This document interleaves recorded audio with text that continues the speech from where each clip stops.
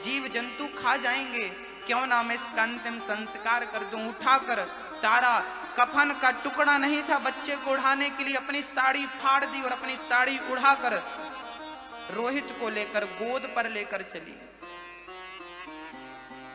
चलते चलते संयोग देखिए उसी घाट पर पहुंच गई जिस घाट पर हरिश्चंद्र जी पहरा दे रहे थे।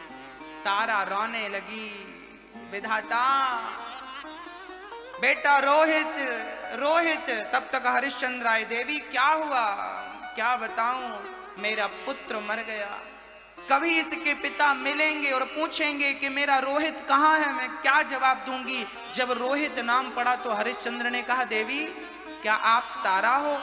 हाँ हाँ, आप कौन हैं?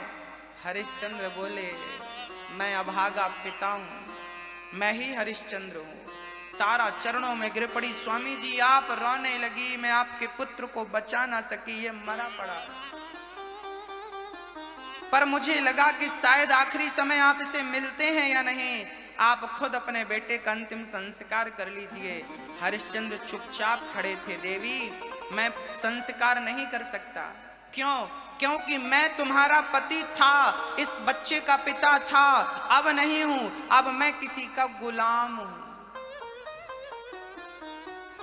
इसलिए यदि तुम्हें इस बच्चे को यहां दफन करना है ना, तो नियम अनुसार तुम्हें टैक्स चुकाना पड़ेगा। सोचिए, अपने बेटे को दफन करने के लिए हरिश्चंद्र ने टैक्स की मांग की। जो नियम मेरे मालिक ने रखा है वो तुम्हारे लिए भी है। पत्नी बोली, स्वामी जी इतने निर्दयी तो मत बनिए, मेरे पास एक साड़ी थी, उसी का कफन बनाया, उसी से शरीर ढका, अब इतना कुछ नहीं है कि मैं आपको दे सकूं टैक्स के रूप में। यदि जो साड़ी पहन रखी है वो भी दे दूंगी तो बस शरीर निर्वस्त्र हो जाएगा। हरिश्चंद्र बोले, देवी यदि चुकाने को टैक्स नहीं है तो आप अपने बेटे को गंगा मैया में फेंक सकती हो, गंगा मैया की गोद में दे दीजिए। वहां फेंकने का कोई टैक्स नहीं है, पर यहां गाड़ोगी, यहां अंतिम संस्कार करोगी तो नियम अनुसार टैक्स देना पड़ेगा। तारा ने देखा सुबह होने वाली है, पंडित जी के जागने का टाइम है। अब बताइए, दोनों पति पति मिल गए थे, पति पत्नी, क्या ये दोनों भाग नहीं सकते थे? भाग जाते तो तारा पंडित जी से भाग जाती, हरिश्चंद्र उस आदमी से भाग जाता, पर धर्म से भाग कर कहां जाते, ईश्वर से भाग कर कहां जाते? नहीं भाग सकते थे, क्योंकि धर्म की रक्षा करनी थी ना। धर्मो रक्षति रक्षिता। तारा ने बच्चे को गोद पे लिया, हरिश्चंद्र से कहा कि आप अपने बच्चे का संस्कार करिए। हरिश्चंद्र ने कहा, ना, अब मुझे किसी का संस्कार करने का अधिकार नहीं है। तारा ने बच्चे को लिया और गंगा मैया के जल में डालने वाली थी, तब तक गांव से लोग दौड़ कर आ गए, पकड़ो पकड़ो पकड़ो आ गए, और तारा के गर्दन पर तलवार रख ली। गांव वालों ने कहा कि यह महिला गांव में चोरी करके भाग रही है, इसका सिर काट दो। हरिश्चंद्र का मालिक था, उसने कहा कि मेरे घर पे इस महिला ने चोरी की है, लो इस महिला का सिर काट दो। हरिश्चंद्र के हाथों में मालिक ने तलवार दे दी, बोले इस महिला का सिर काटना। सोचिए, बेटा मर चुका है, पत्नी जीवित है, उसका भी सिर काटना है मालिक के कहने से। वाह, ईश्वर जब परीक्षा लेता है ना, बड़ी कठिन होती है भक्तों, पास कर लेना बड़ा कठिन है। हरिश्चंद्र की अब ये आखिरी परीक्षा थी कि इनके हाथ रुकते हैं या धर्म की रक्षा करने के लिए बढ़ते हैं। हरिश्चंद्र ने तलवार उठाई और कहा कि मालिक की जो आज्ञा है वही मेरा कार्य है। तलवार उठाकर और पत्नी के गर्दन पर रखा।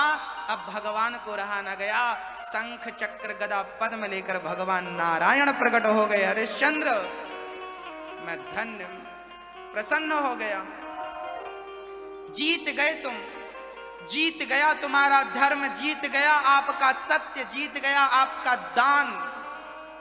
हरिश्चंद्र बोले, प्रभु आप अब हरिश्चंद्र का मरा हुआ बेटा भगवत कृपा से जीवित हो गया। और जिन पंडित जी ने खरीदा था तारा को, वो पंडित जी कोई और नहीं थे, वही तो विश्वामित्र जी थे। पंडित जी का रूप बना के लिया था। यमराज ही वो थे जिन्होंने हरिश्चंद्र को खरीदा था। हरिश्चंद्र चरणों में गिर पड़े, प्रभु आप।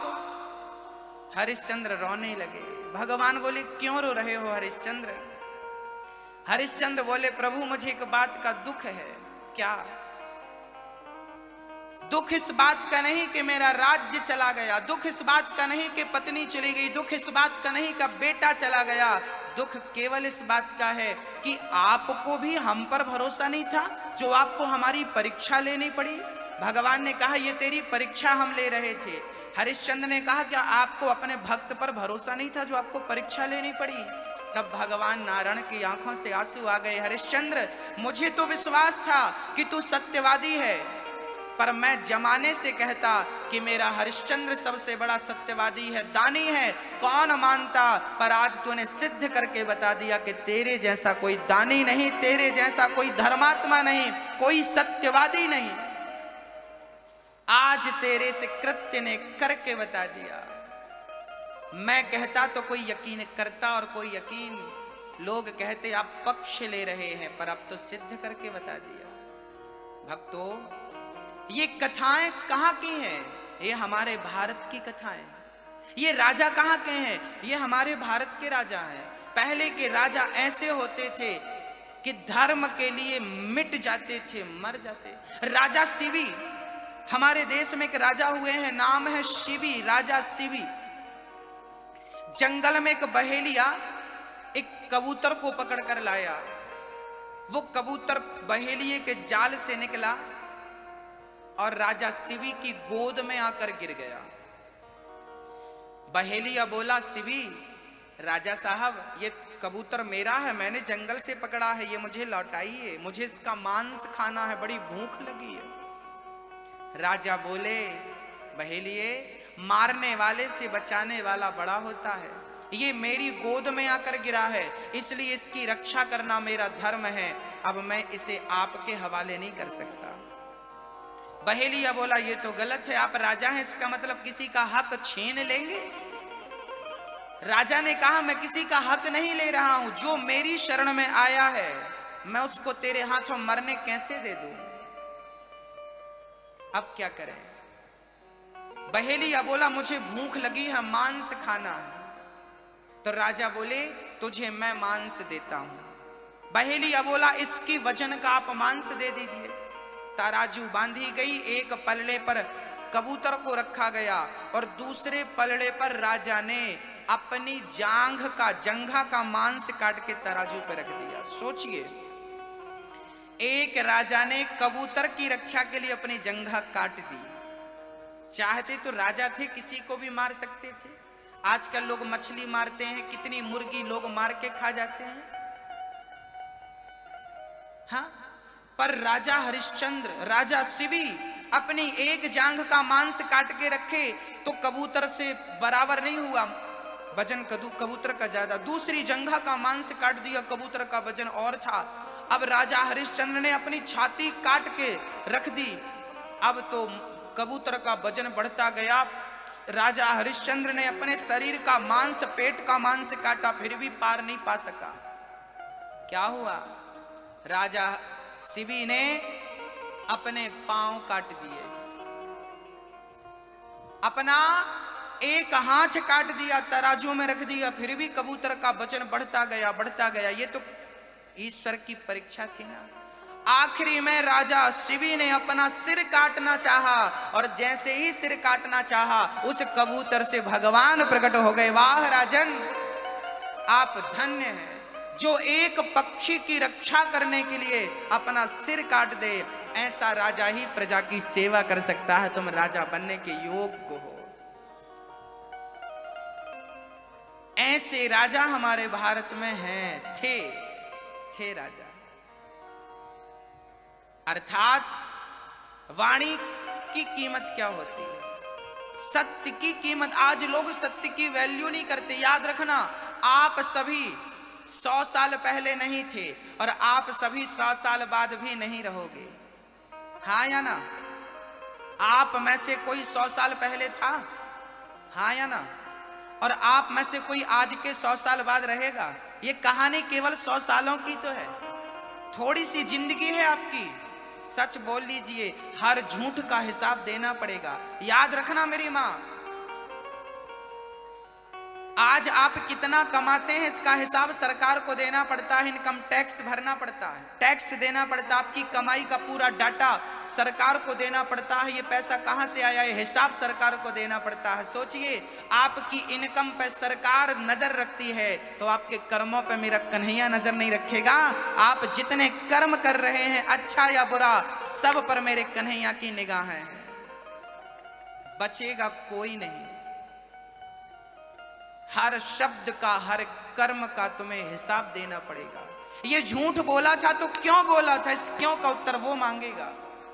मत करिए गुनाह, मत करिए गलत, मेरे मालिक की दुकान पे सब लोगों का खाता, किसी को कौड़ी कम नहीं देता, किसी को दमड़ी ज्यादा, और समझदार तो चुप रह जाता, मूर्ख शोर मचाता।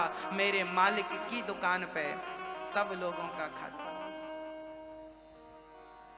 सबका हिसाब है। बच के रहना मैया। हाँ, बात बात पे जो झूठ बोलती हो ना भैया जी, बात बात पे जो आप लोग 1-1 रुपए के लिए झूठ बोलते हैं, हाँ,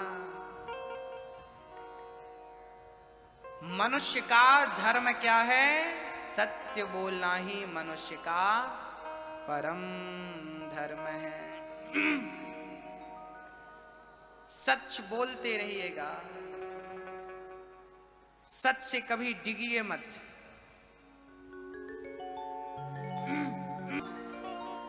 ये 24 अवतार भगवान के हुए हैं, किस अवतार को क्यों धारण किया? कारण है, व्यास जी महाराज ने 17 पुराण लिख दिए। उदास बैठे थे तब नारद जी आ गए। नारद जी ने कहा, व्यास जी उदास हैं आप, क्या हुआ? व्यास जी ने कहा, क्या बताऊं, मैंने 17 पुराण लिख दिए पर शांति नहीं मिली। नारद जी ने कहा, जब तक भागवत की रचना नहीं करेंगे तब तक आपको शांति मिल ही नहीं सकती। नारद जी 4 श्लोकों की भागवत सुनाते हैं, उस आधार पर व्यास जी ने 18,000 श्लोक लिखे हैं। नारद जी ने कहा, संगत बहुत बड़ी चीज है। पिछले जन्म में मैं दासी पुत्र था, मेरी माँ घर घर बर्तन धुलती थी, काम करती थी। मेरे गांव में कुछ संत आए, मैंने संतों की सेवा की थी। संतों ने मुझे मंत्र दिया था, ओम नमो भगवते वासुदेवाय। मैंने उस मंत्र का श्रद्धा पूर्वक जाप किया था, और जब वो संत जाने लगे तो मैं भी उन संतों के पीछे चल पड़ा। तभी मेरी माँ ने मेरा हाथ पकड़ के कहा, बेटा तू चला जाएगा तो तू मेरा सहारा है, मैं कैसे रहूंगी पुत्र तेरे बिना। मैं माँ के आग्रह पर रह गया। जब मेरी माँ मरी तो मैंने माँ का अंतिम संस्कार किया और सीधे संतों के बताए उसी मार्ग पर चल पड़ा जिस मार्ग को संतों ने कहा था।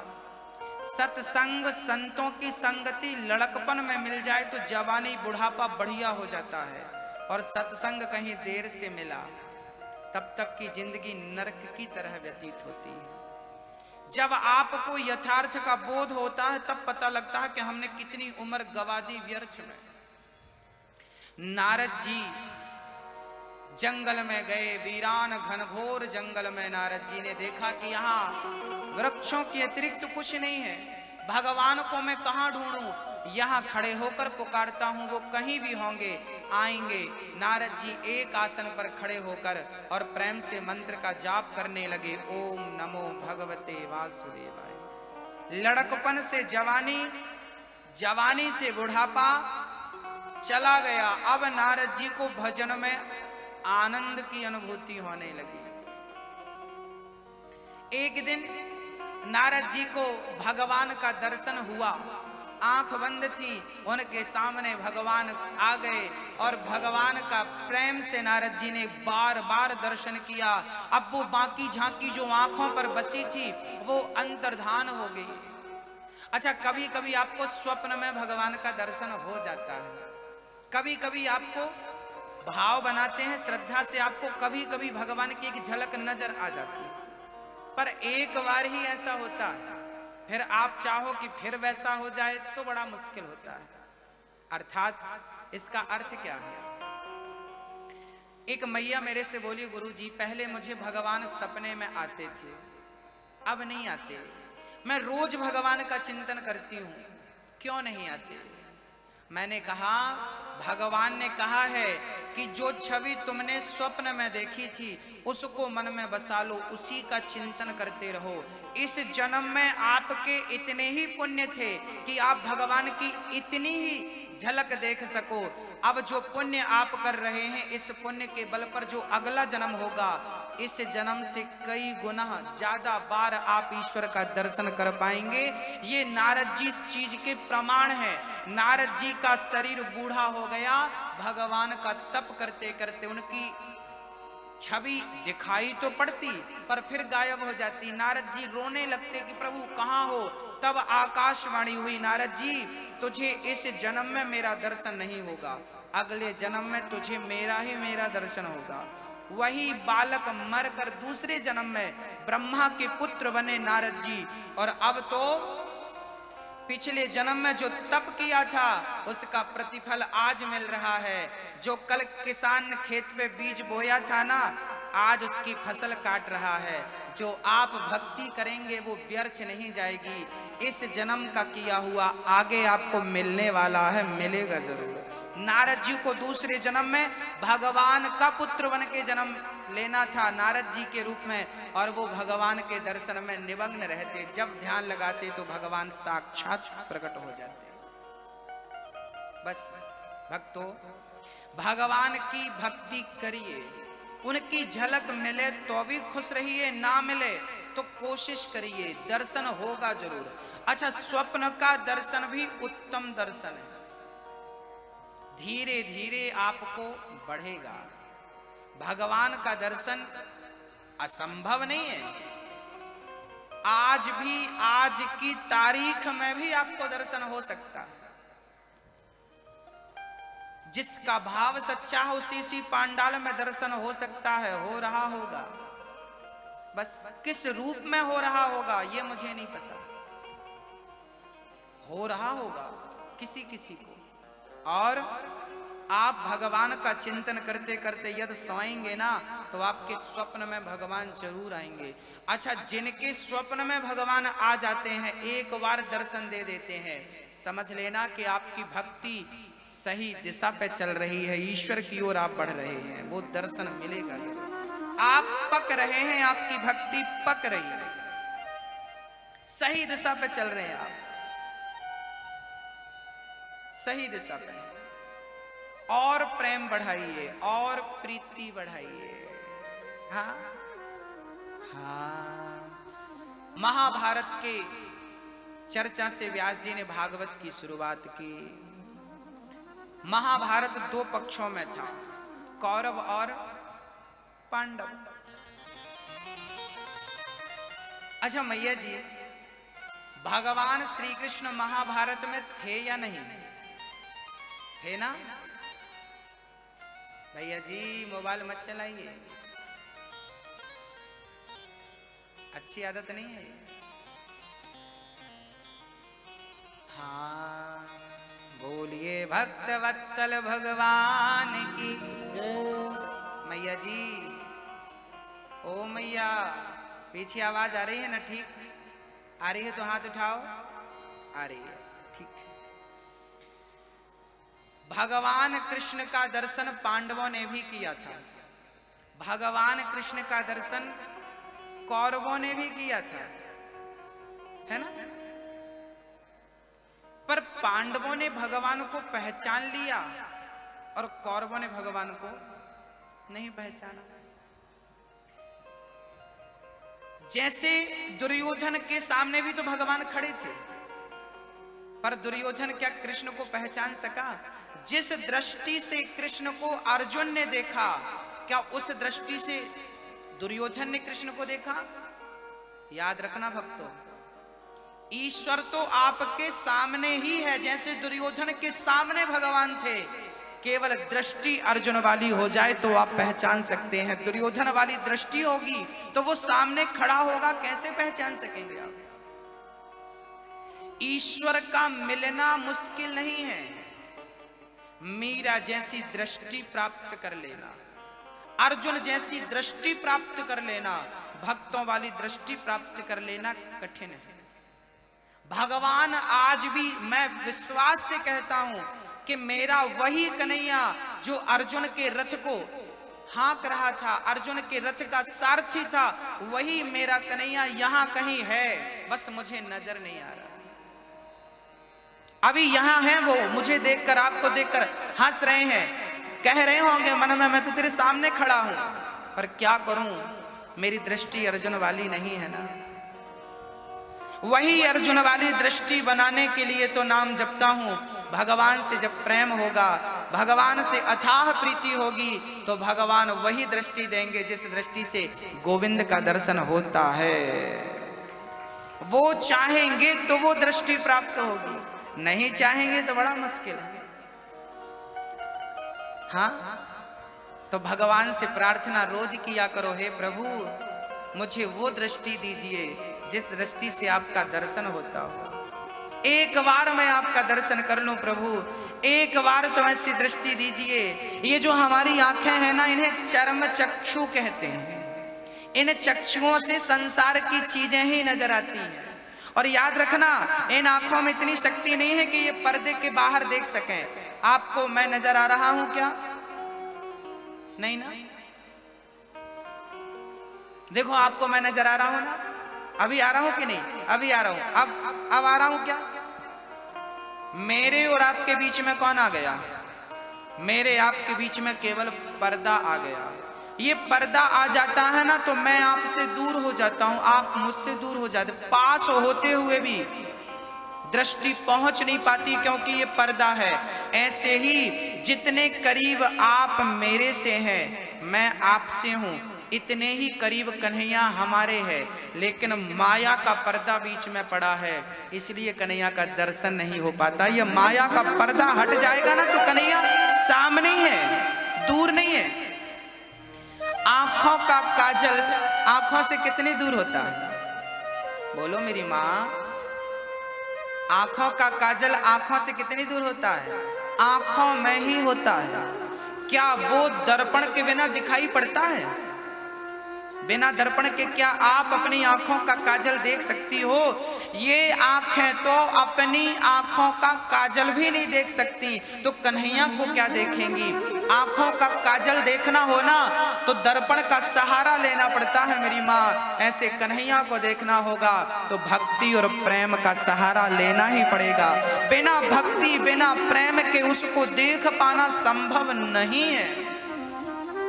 ये सहारा है। जैसे नदी पार करनी है तो सहारा किसका लेना पड़ेगा? नाव का, नौका। बिना नाव के सहारे के नदी पार करना संभव नहीं है। बिना नाव के सहारे के समुद्र पार करना संभव नहीं है। ऐसे बिना भक्ति और बिना प्रेम के कन्हैया तक पहुंच पाना संभव नहीं है। भक्ति और प्रेम वहां तक पहुंचाने के लिए नौका है, नौका। इस नौके पे आपको सवार होना पड़ेगा। बिना सवार हुए आप गोविंद की चौखट तक नहीं पहुंच सकते, संभव नहीं है मेरी मां। इसलिए दो चीजें जरूरी हैं, एक तो प्रेम, दूसरा भक्ति। ये भक्ति और प्रेम दो नहीं है, मैं एक ही कहूं तो चलेगा, पर आपको समझाने के लिए कहना पड़ता। भक्ति ही प्रेम है और प्रेम ही भक्ति है। पर्याय है दोनों एक दूसरे के, पर्यायवाची। गोपियों के अंदर क्या था? गोपियों के अंदर कृष्ण की भक्ति थी या कृष्ण का प्रेम था? बोलो। गोपियां भक्त नहीं थी भगवान की, गोपियां तो प्रेमी थी। क्या थी भैया? प्रेमी थी ना। भगवान प्रेमियों को जल्दी मिलते हैं। केवट कहता है कि प्रभु पांव धुला लीजिए, बिना पांव धोए मैं आपको पार नहीं लगाऊंगा। ये कौन बोल रहा है? ये केवट नहीं बोल रहा है, ये केवट का प्रेम बोल रहा है, ये भक्त का अधिकार बोल रहा है। अच्छा ये बताओ, आप अपनी पत्नी पे अधिकार जमाते हो, आप अपने पति पे अधिकार जमाते हो, आप अपने पुत्र पे अधिकार जमाते हो, आप अपनी कमाई पे अधिकार जमाते हो। जितना अधिकार पत्नी पे जमाया, पति पे जमाया, पैसे पे जमाया, क्या इतना अधिकार, इस इतने ही अधिकार से कभी भगवान को कहा कि ये मेरा है? जितने अधिकार से आप कहते हो ये पति मेरा है, ये पत्नी मेरी है, ये पैसा मेरा, ये घर मेरा है, इतने अधिकार से कभी भगवान को कहा कि ये मेरा है? बोलो मेरी माँ, कहा होगा आपने तो मैं आपको प्रणाम करता हूं, और नहीं कहा होगा तो मैं आपको केवल प्रार्थना करूंगा कि भगवान उन्हीं को मिलता है जो अधिकार जमाता है कन्हैया पर ये मेरा है। मेरे तो गिरधर गोपाल, दूसरों ना कोई, ये मीरा का अधिकार था। जब तक आप अधिकार नहीं जमाएंगे मिलना संभव नहीं है। सुधा केवट ने अधिकार से कहा पांव धुलाना पड़ेगा। क्या है ये? मांगी नाव न केवट आना, कहाँ है तुम्हार मरम मैं जाना। केवट क्या बात करता है? केवट कहता है राम जी मेरे घाट आए हो, जैसा कहता हूं करना पड़ेगा, नहीं तो मैं आपको पार नहीं लगाऊंगा। क्या करना चाहता है तू? और कुछ थोड़ी मांगता हूं। देखिए भक्त भगवान से क्या मांगता है। भगवान ने कह दिया सुधा केवट मांग, तू जो मांगेगा मैं दूंगा, बोल क्या चाहता है। केवट ने कहा प्रभु अब सोचिए कि भगवान राम कह रहे हैं, तू मांग क्या चाहता है। केवट गरीब था, नाव चलाता था, चाहता तो बोल देता कि मुझे लखपति बना दो, करोड़पति बना दो। पर सुदामा केवट ने कभी मांगा क्या कि मुझे लखपति बना दो। बाद में सीता जी ने अंगूठी दी, राम जी ने अंगूठी दी कि उत्तराई ले लो, केवट ने वो भी नहीं ली। क्या लिया जहां? भक्तों हम लोग ना भगवान से वस्तु मांगते हैं, सोना चांदी हीरा मोती। बहू के बेटा नहीं है बेटा दे दो, बहू के ये नहीं है वो दे दो, ये हम लोग ये चीजें मांगते हैं। ये तो भूसा है, भूसा। भगवान से ये क्या मांगते हो? वो जगत का पालनहार पर ब्रह्म परमात्मा, उससे मांगना हो तो उससे उसको ही मांग लिया जाए। कन्हैया तुझसे क्या मांगे, हम तुझे मांगते। भगवान से मत मांगो, भगवान को मांग लो। छोटी छोटी वस्तुएं मांगते, क्यों मांगते? सच्चाई तो ये है कि ना हमें मांगना भी नहीं आया। मांगना क्या चाहिए? कन्हैया से जो मिलना, जो किस्मत में वो मिलेगा, बेटा बेटी धन। सुदामा जैसे भक्त को भी गरीबी का मुंह देखना पड़ा कि नहीं? जरूरी नहीं है कि आप भगवान के सच्चे भक्त हैं तो आपको आपकी गरीबी नहीं आएगी। गरीबी अमीरी अलग विषय है, भगवान की भक्ति अलग विषय है, ये विषय ही अलग है। मैं करोड़पति हूं और फिर भगवान को याद करूं, भगवान की भक्ति करूं, बहुत बड़ी बात नहीं है। पर 4-4 दिन घर पे चूल्हा ना जले और उस स्थिति पे भी भगवान का धन्यवाद दिया जाए कि कन्हैया तू भोजन नहीं दिया तो कोई बात नहीं। सुदामा के घर 4 दिन चूल्हा नहीं जलता, फिर भी सुदामा जब गिलास भर पानी पीते ना तो भगवान को धन्यवाद देते, कन्हैया भोजन नहीं मिला तो कोई बात नहीं, कम से कम तेरी कृपा से पानी तो पी रहा हूं, इसका धन्यवाद देता हूं। सोचिए इस हाल में भी ईश्वर का धन्यवाद दे रहे हैं। इसे कहते हैं सच्ची भक्ति, निष्काम, कोई कामना नहीं। भक्त डिमांड नहीं करता, आप डिमांड करते हो, ये तो मजदूरों वाली बात हो गई। मैंने आपके घर काम किया, आपने 500 रुपए पकड़ा दिए, महाराज जी मजदूरी ले लो अपनी। 16 सोमवार का व्रत रखा, 17वीं सोमवार को मैया पहुंच गई, चलो भोलेनाथ हिसाब कर लो। ये हिसाब किताब भक्त और भगवान के बीच में नहीं होता। और जहां हिसाब किताब है वो व्यापार हो सकता है, वो प्यार नहीं हो सकता। हिसाब किताब व्यापार में होता है, प्यार में हिसाब किताब होता है नहीं ना।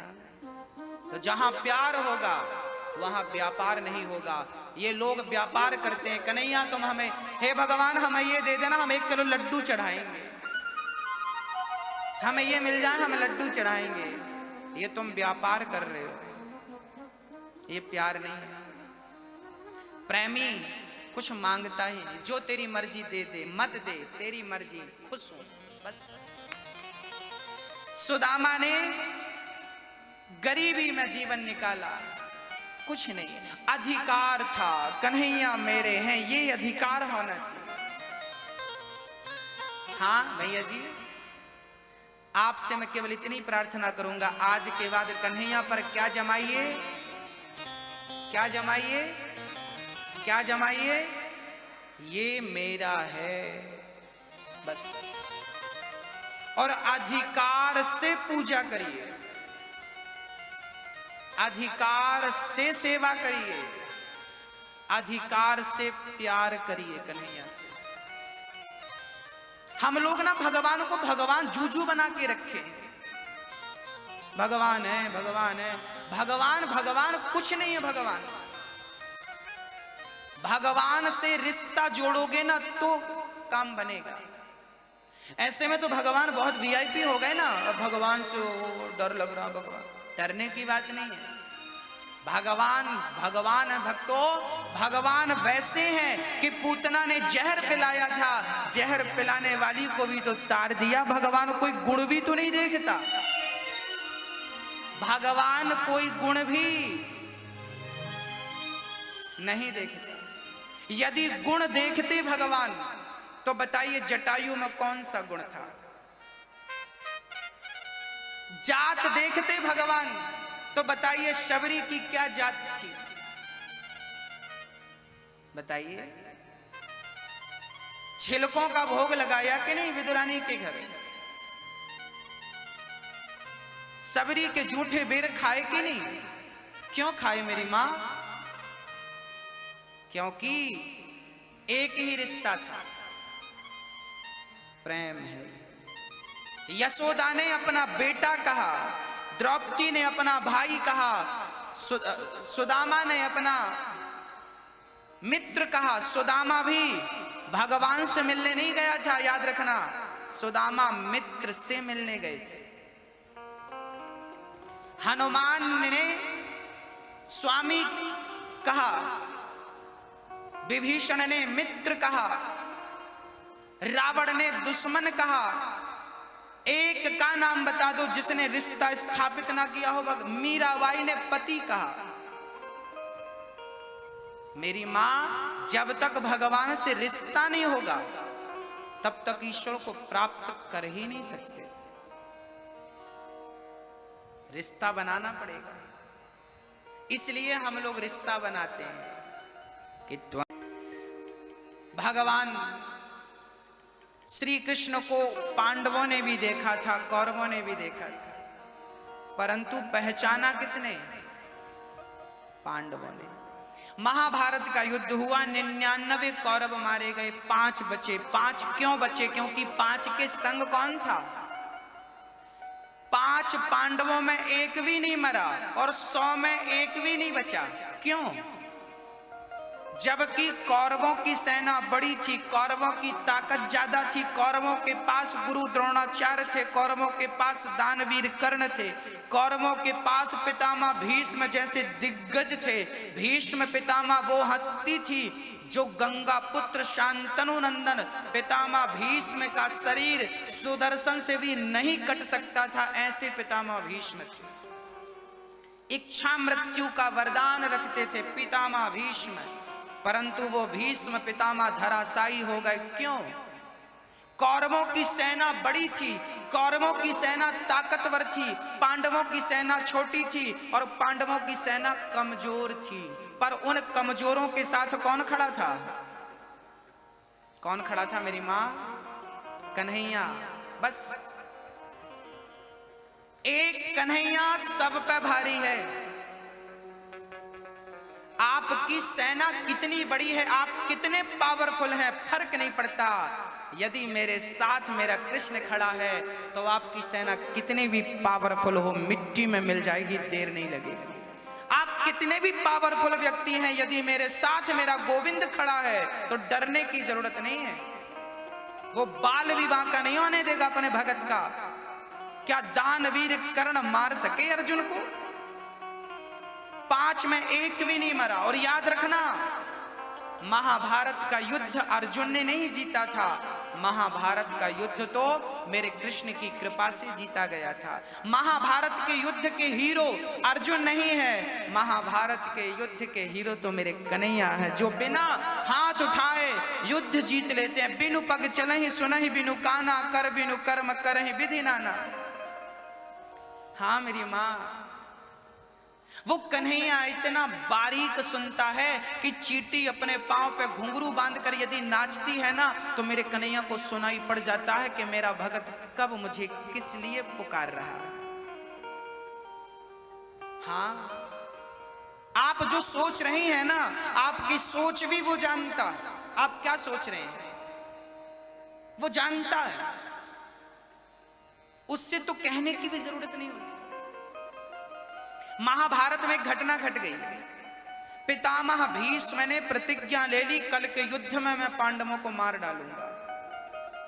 कल के युद्ध में अर्जुन खर्राटे देके सो रहे थे रात्रि को। भगवान बोले, क्यों अर्जुन, तुझे डर नहीं लग रहा है? किस बात का कन्हैया? अरे कल के युद्ध में तुम मर जाओगे, पितामह भीष्म की प्रतिज्ञा कभी खाली नहीं होती, कल के युद्ध में मर जाओगे। अर्जुन बोले, कन्हैया मुझे सोने दो, डिस्टर्ब ना करो। क्यों, तुम्हें कल भय नहीं लग रहा है? अर्जुन बोले, कन्हैया जिसके सिर पे आपका हाथ हो उसे पितामह क्या मार सकेंगे? मुझे पितामह से भय नहीं, मुझे आप पर विश्वास ज्यादा है। बस भक्तों ये बात नोट कर लीजिएगा, आपको विश्वास कितना है ये मायने की बात है, ये महत्वपूर्ण बात है। अर्जुन को भगवान पर जरूरत से ज्यादा विश्वास था। विश्वास था कि कन्हैया मुझे मरने नहीं देगा। द्रौपदी रोती रोती आई, कन्हैया आपको पता लगा मेरे पतियों को मारने के लिए पितामह ने भीष्म ने प्रतिज्ञा ले रखी है? कन्हैया बोली, मुझे तो नहीं पता। द्रौपदी बोली, कल मेरे पति मर जाएंगे, कन्हैया आप रक्षा करो, मर गए तो मैं भी मर जाऊंगी, तुम्हारी बहन मर जाएगी। भगवान बोले, मैं कुछ नहीं कर सकता, तेरे पति को तू बचा। द्रौपदी बोली, तो क्या मैं युद्ध करूं पितामह से? कन्हैया बोले, बहन हर चीज युद्ध से नहीं जीती जाती, हर लड़ाई युद्ध करके नहीं जीती जाती, कुछ युद्ध तो पांव छूकर भी जीते जाते हैं, कुछ युद्ध तो पांव छूकर भी जीते जाते हैं। भगवान ने कहा चल मेरे साथ। पितामह भीष्म के पास लंबा घूंघट डालकर द्रौपदी चली गई। भगवान बोले, मैं बाहर खड़ा हूं, तू पितामह के पांव छू लेना, तू युद्ध जीत जाएगा। कन्हैया मैं कुछ समझी नहीं यार, तू समझ मत, तू कर। द्रौपदी ने लंबा घूंघट डाला, गई और पितामह भीष्म को प्रणाम किया। पितामह को लगा दुर्योधन की पत्नी है, कंफ्यूज हो गए और आशीर्वाद दे दिया, सौभाग्यवती भव, जाओ सदा सुहागन रहो, पति प्रिया रहो। जब सुहागिन का वरदान दिया तो घूंघट उठा लिया। वाह पितामह, कल के युद्ध में मेरे पतियों को मारने की प्रतिज्ञा कर ली है और आज मुझे सदा सौभाग्यवती का वरदान दे रहे हैं। अब तो मेरा सौभाग्य आपके हाथ में, चाहे तो बचा लो, चाहे तो डुबा दो। पितामह भीष्म, देखिए पितामह भीष्म को प्रणाम किया। शास्त्र कहते हैं कि प्रणाम करने से, अपने से बड़ों को प्रणाम करने से आयु बढ़ती है। क्या बढ़ती है? आयुर्विद्या यशोबलम, 4 चीजें बढ़ती हैं प्रणाम करने से, आयु, विद्या, यश और बल। इसलिए माँ बाप को रोज प्रणाम करना चाहिए, गुरुजनों को रोज प्रणाम करना चाहिए और भगवान को रोज प्रणाम करना चाहिए। गीता को, रामचरितमानस को रोज प्रणाम करना चाहिए। हाँ जी, अब तो पितामह बोले देवी तू यहाँ अकेली नहीं आई, बाहर जाकर देखा तो द्रौपदी की चरण पादुका कोई देख ना ले। छाती से लगाकर कन्हैया खड़े थे छिप करके। पितामह बोले प्रभु ये चरण पादुका किसकी है? बोले द्रौपदी की। बोले छाती से क्यों लगाई है? कन्हैया मुस्कुराते हुए बोले पितामह भक्त की रक्षा के लिए उनकी चरण पादुका छाती से क्या